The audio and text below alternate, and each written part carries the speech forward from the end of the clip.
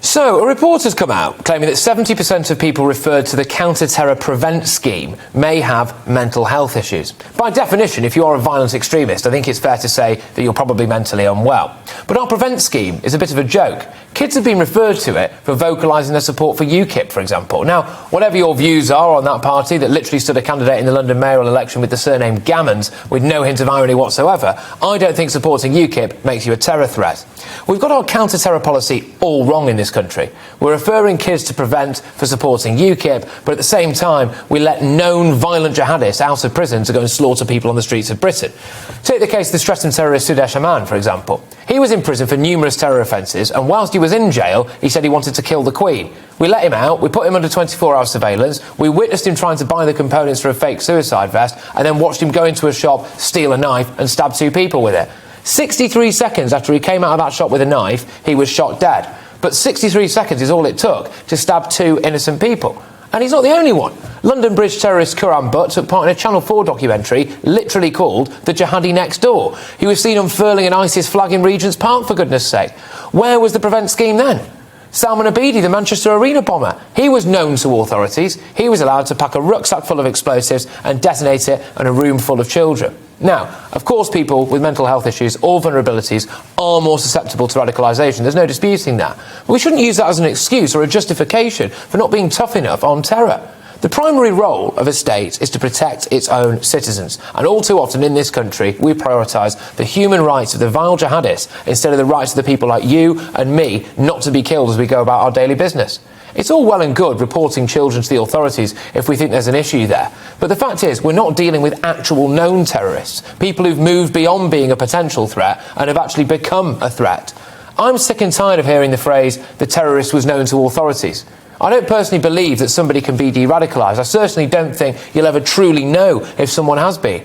And until we get tougher with terror sentences and tougher with deportation as well, we'll continue to play roulette with the lives of innocent people on the streets of this country. I'm sick of it.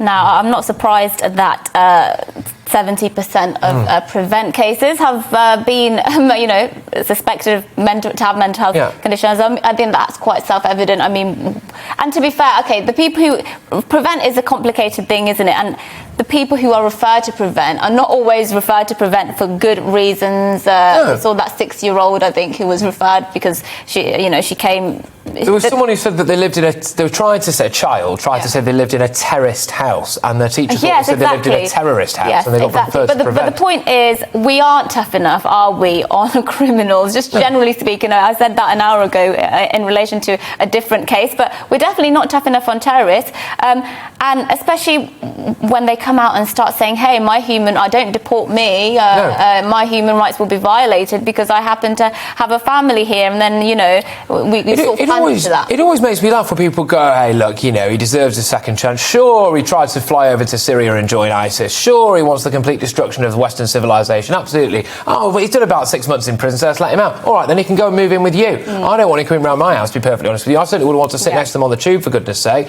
Yeah, and the thing is, you'll never know whether somebody has truly been de-radicalised, because we know people have gone through de-radicalisation programmes, said they've been de-radicalised, and that you'll never truly know. And so I am uncomfortable with the idea that, somebody's done a de-radicalisation course, so we're going to let them loose in society.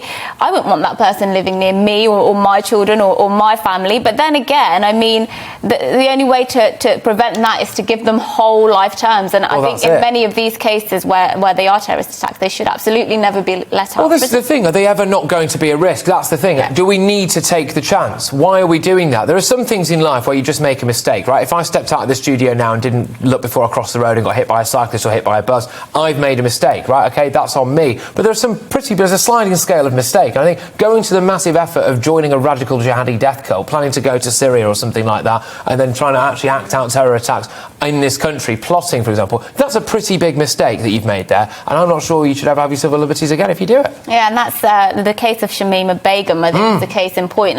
People are still arguing to this day whether she should be let back into the country. She was stripped stripped of her citizenship, British citizenship, by then Home Secretary Sajid Javid. And I, for one, don't ever want her returned to this country, and I sleep quite well at night knowing that I wouldn't want her back in this country, irrespective of whatever human rights that she claims to have now. I find it fascinating. I mean, there's a fantastic quote from old Shamima there, who's in one of the refugee camps, wherever she's at the moment, and it's like, Boris Johnson has got no proof that I'm a threat other than the fact that I was in ISIS. It's like, well, that'll do for me, I think, Shamima. Thank you very much. And yeah, look, I think as well people go, oh well, look, she was only a child. I think she was 15 when she went over. Well, to be honest with you, a lot of people on the left of this country want people to have to vote at 16. So is she old enough to make her mind up or not?